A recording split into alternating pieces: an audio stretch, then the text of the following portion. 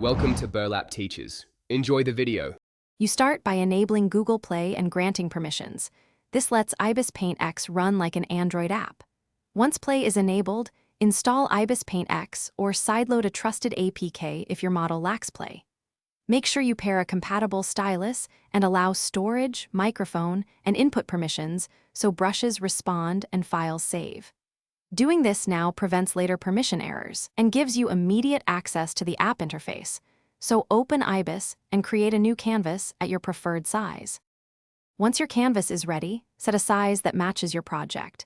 2048 x 2048 is a good balance for detail and performance. Create and name layers, background, sketch, ink, and color so you can hide or lock them as needed.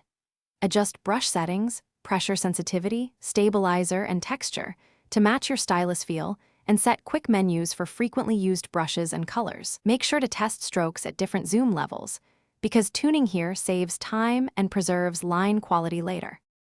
To finish, export your work as PNG or PSD depending on whether you need layers. Use Share Right Arrow Save and toggle high-quality export.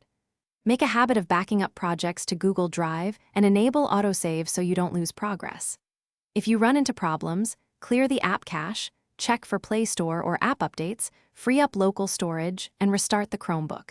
If issues persist, reinstall Ibis Paint X. One key troubleshooting tip: test a different user profile to narrow down system versus app faults.